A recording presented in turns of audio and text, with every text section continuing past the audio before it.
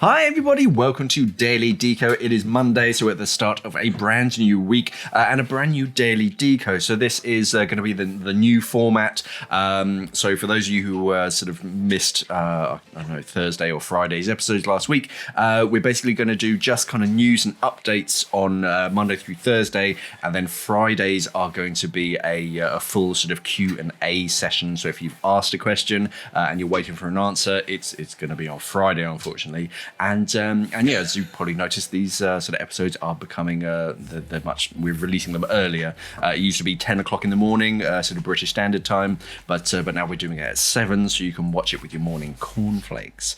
So yeah, and it's anything, cool. Yeah, anything you wanted to add to that, Sean? We're sponsored. These videos are going to be sponsored. I mean, technically at the moment they're sponsored by our own store, but we're getting that sponsorship deal back in. Hopefully further down the line we'll have other sponsors again. We'll get the ball rolling on that. But yeah, we're using our Teespring store as a template. So yeah, this video is sponsored by our very own Teespring store, Teeth in Shaun, but we will talk about that later on. Yes. After 2 stories. Yes. Yeah, no, so that's it. There's nothing on the website. Some bits are trickling in, but it's all the small nitty bits, isn't it, Mark, that are coming in, like the Gear Aid and the Macnet. Is it Mac? I can never pronounce it. But they're known as Gear Aid. Mucknet, kind of the Scottish Mucknet. Aren't they? Yeah, I wrote a few descriptions on a few new bits and bobs, but yeah, if you keep sort of checking back with the website, eventually something will sort of pop up. Again, it's one of those things, they don't want to rush into it and just plow all the stuff onto the website, and then everyone rushes to the website and they go, oh yeah, and something doesn't work for whatever reason. So yeah, they're not in a huge rush to just sell. Yeah, they want to do it properly, which is wonderful. So yeah, straight onto the news. So the first one is Friend of the Sea have created a new standard for sustainable scuba diving. So cool. So if you've been sort of following scuba diving media, you've probably heard of Green Fins and other sort of organizations who are trying to create a way of scuba diving that is sort of positive or sort of better for the environment, because of course we jet set and we go to all these far-flung countries and all that kind of stuff, but obviously we need to try and make that as carbon neutral as possible, and the way that we dive as well. I mean, I've seen it before, people bumping into stuff and doing stuff that's really sort of bad, so now Friend of the Sea have made sort of standards for fishing, sustainable fishing and all that kind of stuff. So they're used to creating these kind of standards on how people should be doing things, and now they've created this set of guidelines and rules so that if you're a dive center or a dive boat charter or something, you can apply to this and you can sort of go through all of their guidelines, make sure that you're doing it all correctly, and then you can display a little sort of badge or kite mark or something, which should hopefully sort of attract a new sort of breed of scuba divers who are more concerned about sort of ecotourism, and they'll see this and go, oh, okay, yeah, so they're better for the environment. I'll go sort of scuba diving with them. So it's basics sort of educating the crew and the staff and all that kind of stuff. Make sure they're not chumming the water to get sort of all the fish kind of in the area. They're not doing that. Educating scuba divers how and when it's responsible to use a camera strobe, so you're not disturbing marine life, and just kind of stuff like that. Just making sure that it's responsible and sort of eco-friendly as well. I think that's really cool, and I think if this proves popular, which hopefully it will do, if they can install this sort of thing when you're first learning to dive as well, so then pretty much from the get-go you've got that mentality and you've got that understanding of scuba diving and the environmental impact from day one, from your try dive is fantastic, Yes. And you know the fact that obviously new or old diver, you can look at these resources and get that. I think it's awesome. I think it's the right way of doing things, the correct way of doing things, and it's it ties in nicely with where scuba diving and the environmental issues and the marine environmental issues are just gelling together. So it makes perfect sense.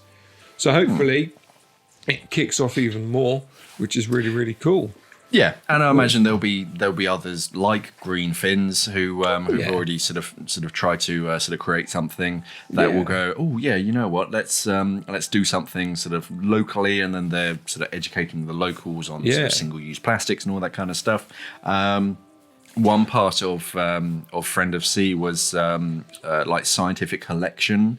So if you see something, then you collect that data and then you tell the sort of science community, and then so that way it's a bit more of a network. And then recreational scuba divers are still collecting information, which is cool. I think moving. I was going to say, I think what they should do is they should connect with Paddy. Now, make sure Paddy don't buy these bits out or anything, but Paddy have a massive network. So then if they can implement that, like Green Fins or, Friend of the Sea or whatever, if they can do a partnership with Paddy, I think that would be a massive win as well, which is cool. Yeah, that would go in with their sort of project aware sort of side of things. So. Exactly. Yes. Anyway, so the next story, Mark, what is it? I'm excited. So this is a sciencey thing. So basically, up until very recently, we've known that that squids and cephalopods, they have their lateral fins that do that kind of wibbly wobbly thing to make themselves move through the water. But for real propulsion, they use like siphon jets to really shoot through the water. And people haven't really understood how that works properly, especially in like turbulent sort of water flow.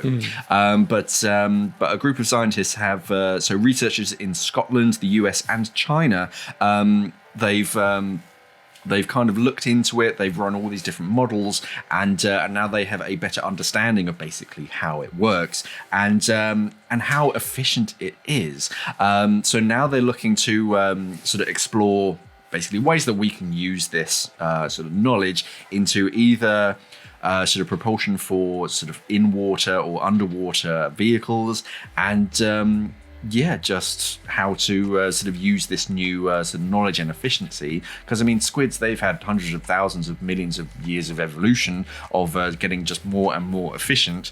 So why not use that that knowledge? Pardon me. So this will be interesting just to sort of see what can come from it. The article itself is lots of sciencey words and all that kind of stuff, vortices and stuff. But I'll just go down to the final summary. Will we see new jet propulsion based submarines soon? They posed this to one of the scientists, and they said of course, it's difficult to determine at this point, but as a relatively less extensively studied form of underwater propulsion, it's advantageous in terms of straightforward mechanism for effective instantaneous escape and high maneuverability. This makes it promising for integrating with a typical thruster propulsion to achieve on-demand maneuverability. So very efficient at sort of short, sharp, boom, change. So whether they sort of implement this in sort of multiple thrusters on large vessels so that they can stop and turn in sort of more efficient ways instead of just the sort of traditional prop. It's interesting.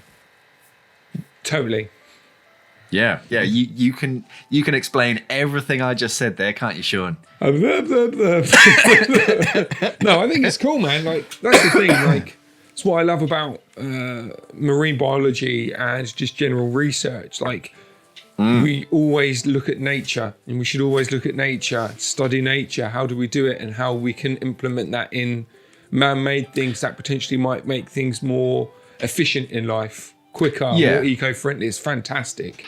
I love that sort of thing. Yeah, I read an article a while back now, but they were looking at, like humpback whales on the edge of their fins. They were all like bobbly and knobbly.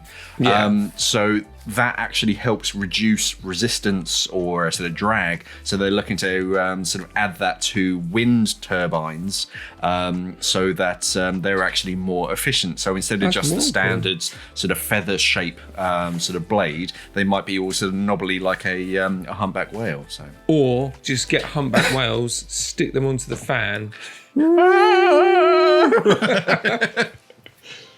Anyway, before we carry on with the next two stories, I'm going to talk about our sponsor. Today's sponsor is Teespring. So today's episode of Daily Deco is brought to you by our very own Teespring store. Once you're out of the water, it can be hard sometimes to spot a fellow diver, but no more. Our very own Teespring store stocks scuba diving tees, hoodies, phone cases, stickers, and we even have face masks, which is pretty awesome. I don't know why. We don't need face masks in the way that the world is at the moment, but we have them for you, which is pretty cool. Wear face masks. Yeah, we also have loads of other things as well, don't we? We've got bags, totes, there's loads of other bits and bobs on there. Socks, pillows, yeah, we've flags. got the socks, yes. The Scuba Dude socks, I actually might get a pair of them. I need to get a pair of them. Anyway, yeah, so they're all there. It is getting cold. And right now, guys, we have a fantastic offer for you. So you can now get 15% off of all our merch by just adding the promo code Daily Deco, which is all one word, Daily Deco at checkout. That's 15% off all of your orders when you add the promo code Daily Deco at checkout. So, if you want to stand out in the diving crowd, you need to look at our Teespring store and purchase something there. Anyway, that's the sponsor over. Let's crack on with the next story. Okay, so the next story is all about a Scottish fish farm, or a desired fish farm. So basically, Yes. they have this like planning. I don't know if it's planning permission, if that's a technical term, but they want to create this this fish farm so that they can farm sort of Scottish salmon. And the Scottish Wildlife Trust have basically said, well, actually, no. Can you not put it there? Because basically, okay, yeah, it's great to sort of put the fish sort of in the. Obviously, it's not great to sort of keep them in a farm, but yeah, it's great that you're getting the sort of the natural sort of fresh water. Yeah. But actually, all of the waste that you're going to produce is going to go sort of straight into the water column, and then it's just going to destroy this marine protected area like downstream. Yeah, they're currently sort of going through the courts just to kind of say, oh, guys, really, could you not? Yeah, so the site proposed by the Scottish Sea Farms is entirely unsuitable due to its proximity to important protected habitats and protecting the health of Scotland's seas with effective network on protected areas is with an effective network on protective areas is increasingly important. So, yeah, they're just saying, right, I know you've kind of looked at the plans and you've just gone, oh, yeah, salmon farm, yeah, in the water, yeah, that seems all right. Well, but yeah, on but paper, actually, yeah. no. It looks good. You know, you want to increase the salmon farm. You want to increase the salmon from a natural or a fishing, I don't know, not retail, but eatery type thing. You know, they're probably breeding them to eat or whatever, or to further the thing. Yes. It sounds perfect. But yeah, when it's messing up other marine life or kelp down the line. Yes. On the flip side of things, Scottish Sea Farms, who are planning this this fish farm, they countered basically by saying that they've done it before in the Westeros marine protected area, and the economic benefits of the proposed fish farm would include 6 new jobs and a £3 million sort of spending with local and Scottish suppliers. So it's going to sort of inject a bit of sort of money into the local economy.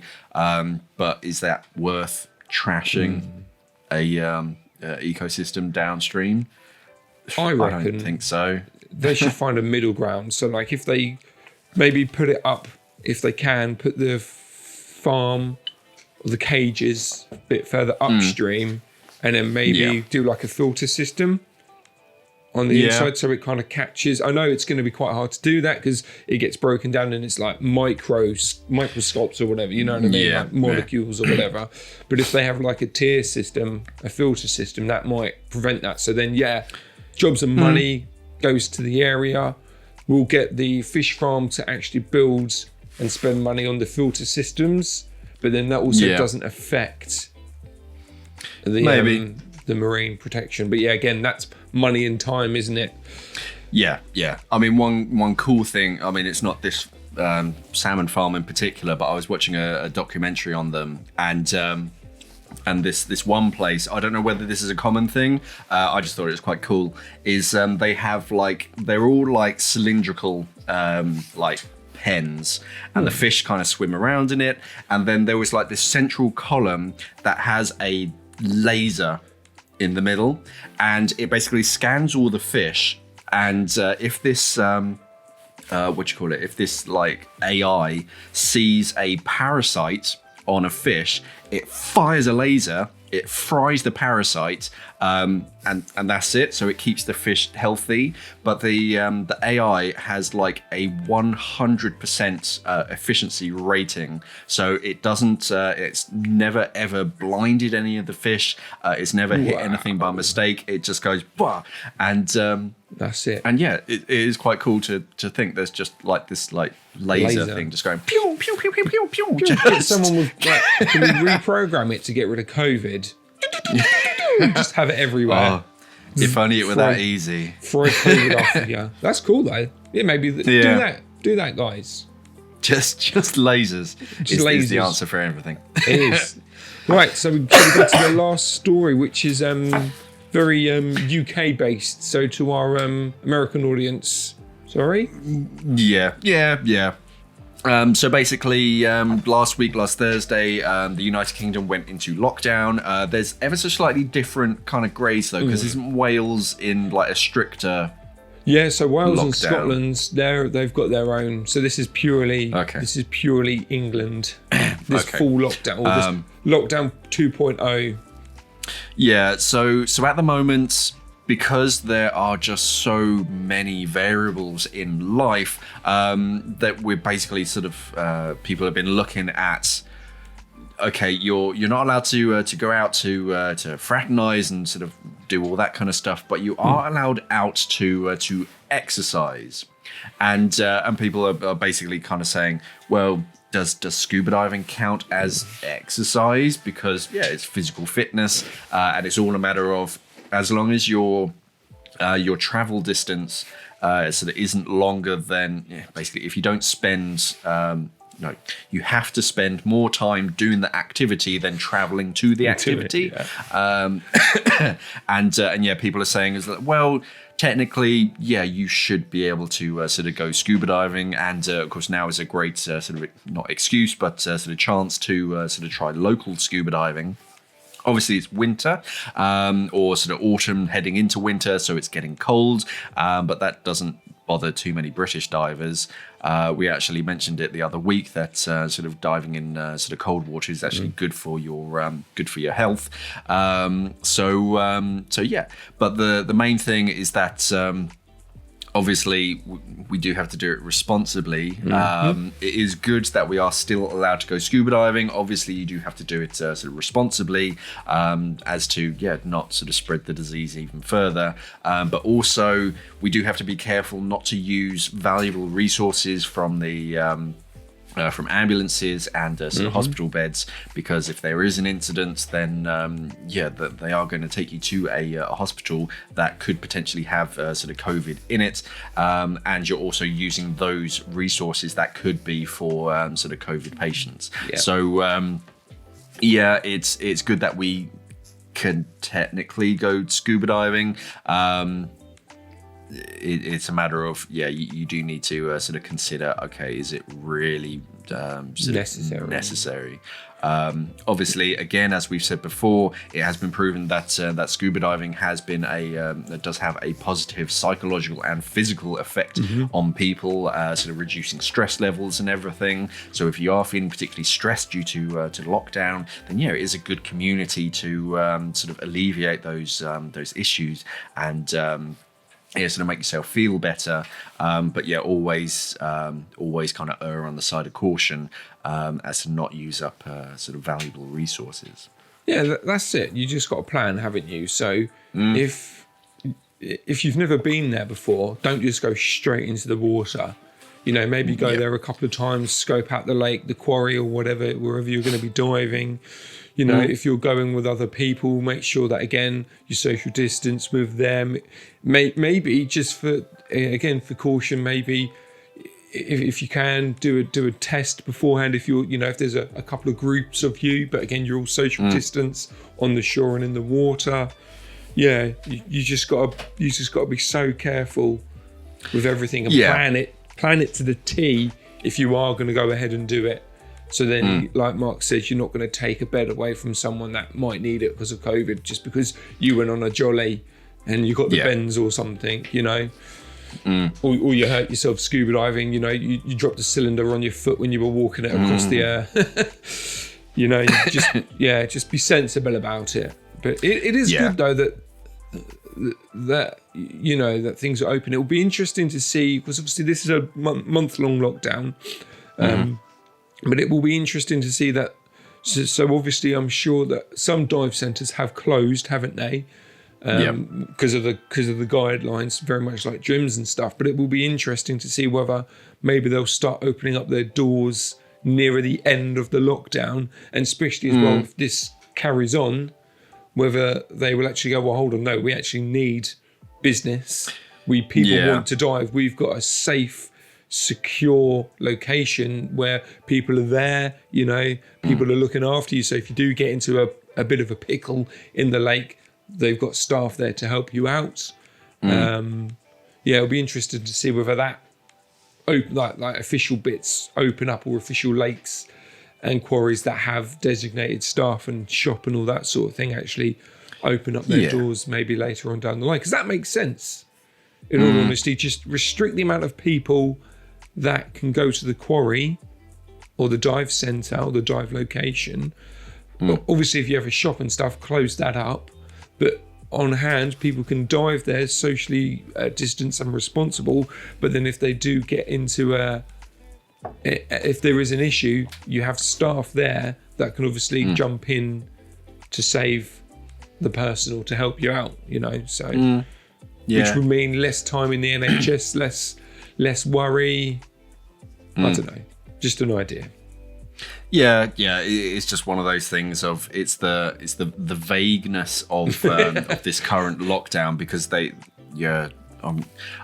to be honest, it would be virtually impossible for them to create guidelines on every single sort of activity. So at the moment, yes, technically you can go scuba diving because you could classify it as sort of exercise. But no, a lot of the inland dive sites, they're closed. And BZAC, who's the British Sub-Aqua Club, they're basically saying that, stick to the rules, people. So make sure you're doing it all sort of responsibly. Yes, technically you can sort of go scuba diving. Do it correctly. Definitely. So technically we can still go scuba diving. Cool. It's a little. I think we know a bit more about the lockdown, because the first one that we had was just kind of a little bit crazy. We didn't sort of understand sort of what was going on, so we just didn't really do anything. Now it's a little bit more, okay, you can do this, but you can't do that. And scuba diving kind of fits in that kind of middle. Technically, all right, go for it. But if you are sort of planning a dive, then do it responsibly and be careful, obviously. Cool, man. That's it. We're done. That is all the stories. Yes. If, of course, you have any sort of news stories that you want us to mention that we haven't seen, then, of course, let us know down in the comments below. If you have any ideas that you would like to see on a T-shirt, then, yeah, let us know and we'll draw something up because we're always looking for new ideas. Any comments, questions, queries, corrections, whatever you can think of, anything that you want to say, let us know down in the comments below and we'll address them on Friday. Thank you for watching, everybody, and, of course, safe diving. Bye, guys. You out then. Something went wrong with the connection, yeah. Like I started talking for a bit, and then you went, and I was like, I'm just going to be quiet because I don't know what the hell's going on.